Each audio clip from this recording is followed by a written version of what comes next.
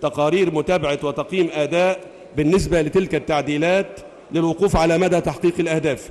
موافاة اللجنة بتقرير مفصل وشامل عن النتائج المحققة والمردود التعليمي لهذه الاتفاقية عبر التعديلات المختلفة السابق الإشارة إليها، أي من الأول حتى التاسع. سرعة موافاة المجلس بتقرير الجهاز المركزي للمحاسبات الذي سبق أن طلبه المجلس بالمضبطة 23 مساء الأحد يوم 23/1/2011 مع تنفيذ التوصيات الواردة في تقارير الجهاز بصفة عامة، وخاصة فيما يتعلق بتفعيل دور الجانب المصري في الرقابة المالية، ثم مطالبة الحكومة بالمراجعة الدقيقة للاتفاقيات بما لا يسمح بأي تدخل في الشؤون الداخلية، والتحقق من عدم تعارضها مع سيادة مصر الوطنية. واللجنة المشتركة استوافق على التعديل المعروض، ترجو من المجلس الموقر الموافقة على ما توصلت إليه فقط لا غير. هذا ملخص التقرير. شكرا. يتفضل النائب المحترم مجد الخريبي بيان. مجد الخريبي.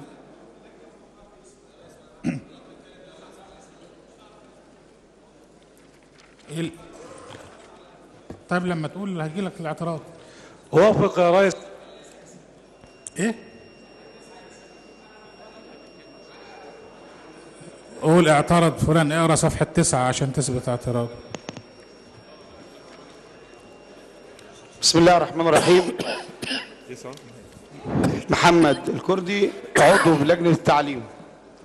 هذه المنحة يا سادة من سنة 2002 وإلى يومنا هذا، وهي مستمرة بحسب آخر تعديل مطلوب إلى سنة 2016.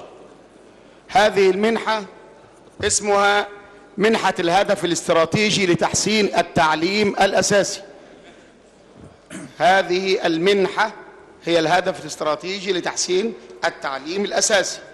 انظروا إلى الهدف الرئيسي لهذه المنحة حتى تعلموا ماذا يراد بأمتنا.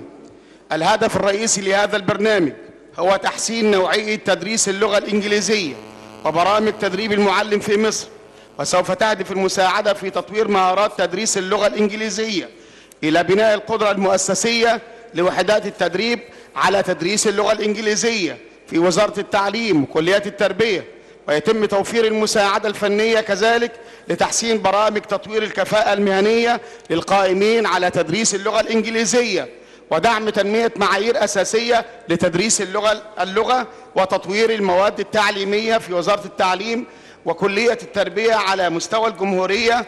وأخيرا سوف يدعم هذا البرنامج قيام وزارة التعليم بتقديم اللغة الإنجليزية في السنة الثانية من المرحلة الابتدائية بدلا من السنة الرابعة. والآن اللغة الإنجليزية موجودة في KG1 و KG2 إلى بقية مراحل التعليم.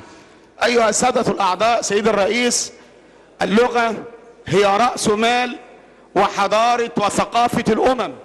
إذا كانت اللغة الإنجليزية مستهدفة لأن يتشربها أبناؤنا منذ نعومة أظفارهم حتى يتلونوا ثقافيا بثقافة الغرب، بثقافة لا تعرف لأمتهم حقا عليهم، فماذا يراد بأمتنا؟ فمسألة اللغة الإنجليزية ووضعها هذا الموضع، ولا يمكن في دولة في العالم أبدا تجعل اللغة الثانية أو اللغة أخرى غير لغة بلدها هي الأساس في تعليم أبنائها، وتعلمهم الرياضيات بالإنجليزي وتعلمهم العلوم بالإنجليزي، كل المواد بالإنجليزي ما عدا الدين طبعا اللي ما بيدرسش، ما عدا المواد الاجتماعية اللي غالبا موضوعات إنشائية. فماذا يراد من أبنائنا؟ شكرا. لم أكمل. الأصل أنك أثبتت رأيك في التقرير، أنا أذنت لك في كلمة دقيقة، أثبتت رأيك في التقرير في اللجنة ورأيك مثبت ووزع على الأعضاء، هتقوله تاني ليه؟ بس سيادة المقرر رد عليه. رد عليه. بسم الله. المقرر هيرد عليه. خلاص اقعد.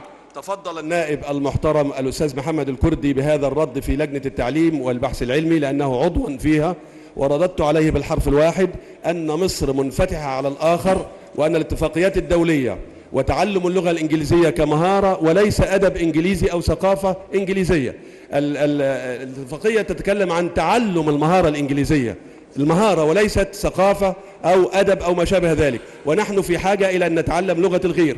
الأخ الكريم أستاذ محمد الكردي قلت رأيك أنا واضح قلت عليه. خلاص. وقد أثبتت في ذلك في إذا بحث. اقتنع المجلس برأيك بعد كده لما نعم. ناخد الموافقة على نعم. الاتفاقية هذا- هيقول خلاص رأيك واضح. أبدى السيد العضو تحفظه، مش أنت ضد الاتفاقية؟ وأثبتناها في التقرير. خلاص لم أعطيك نعم. الكلمة.